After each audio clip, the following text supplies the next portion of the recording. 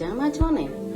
આજે આપણે આપણી એક વિસરાતી ટ્રેડિશનલ વાનગી દૂધેરી બનાવીશું. શેરડીના રસમાંથી જ દૂધેરી બને છે અને ખૂબ જ ઓછી સામગ્રીમાંથી આ બને છે અને શિયાળામાં જ આને બનાવવામાં આવે છે.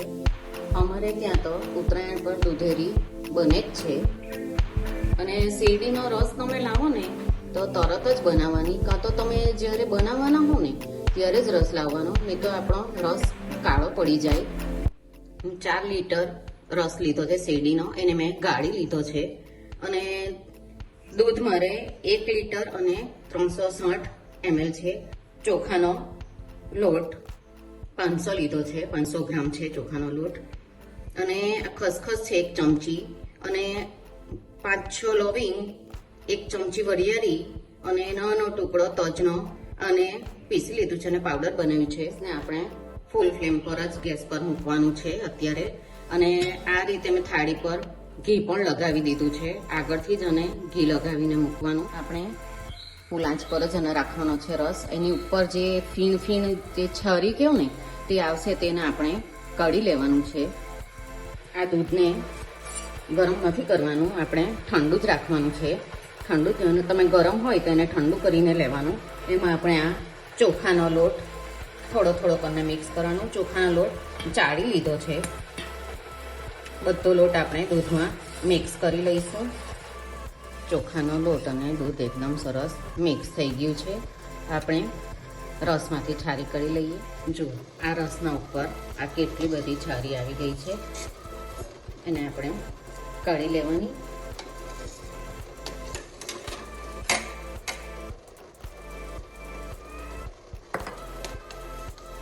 જુઓ, રસમાંથી બધી છારી આપણે કાઢી લીધી છે. હવે એમાં આપણે જે લોટ દૂધ મિક્સ કરેલું હતું ને તે ધીમે ધીમે રેડી દેવાનું. ગેસને એકદમ જ ધીમો કરી દેવાનો, સાથે હલાવતા જવાનું.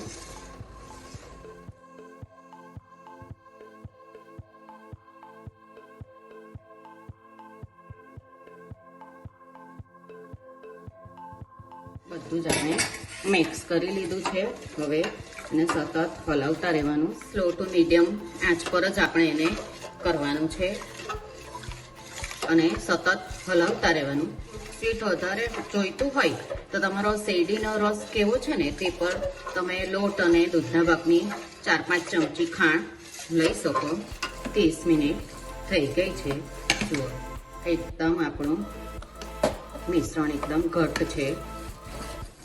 ને તમારે ઓછી દૂધેરી કરવી હોય ને 5 એટલે કે 2.5 લીટર, તો 1 લીટર દૂધ અને 360 થી 70 ગ્રામ જેવો ચોખાનો લોટ લેવાનો. 1 કલાક થઈ ગયો છે. આ રીતે એક ડીશ લેવાની અને ચેક કરવાનું. ઠંડુ થાય એટલે જોવાનું. આ રીતે જોવાનું, હાથમાં થોડુંક હજુ લાગે છે, આ રીતે ઉખેડી જોવાનું. હજુ આપણે 10-15 મિનિટ રવા દઈશું. 1.5 કલાક થઈ ગયો છે. હવે લગભગ થઈ જ ગઈ છે. એકવાર ચેક કરી લઈએ આપણે. જો એકદમ હલતી પણ નથી એ જગ્યાએથી. જુઓ, ચોંટતું નથી, એકદમ સરસ નીકળી જાય છે. ગેસ બંધ કરીને હવે થાળીમાં લઈ લઈએ. આ કામ ઝડપથી કરવાનું, કારણ કે ઠંડુ થાય ને તો પછી એ ઠરે નહીં, જાડું થઈ જાય. 4 થાળીમાં થઈ ગઈ છે. તમે ખાલવો ને ત્યારે થોડું થપાવી લેવાનું, એટલે એકદમ સરસ સ્પ્રેડ થઈ જાય. એના ઉપર આપણે આ ખસખસ, વરિયાળી, લવિંગનો ભૂકો છે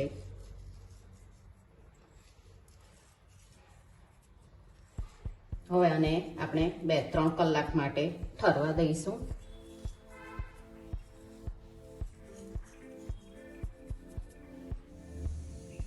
મારે 4 કલાક થઈ ગયા છે. એમાં કટ કરી લઈએ.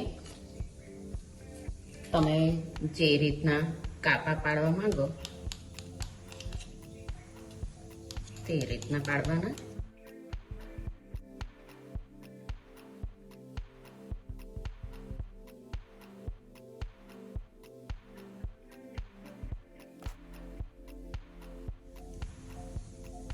એકદમ સરસ બની છે આપણી દૂધેરી.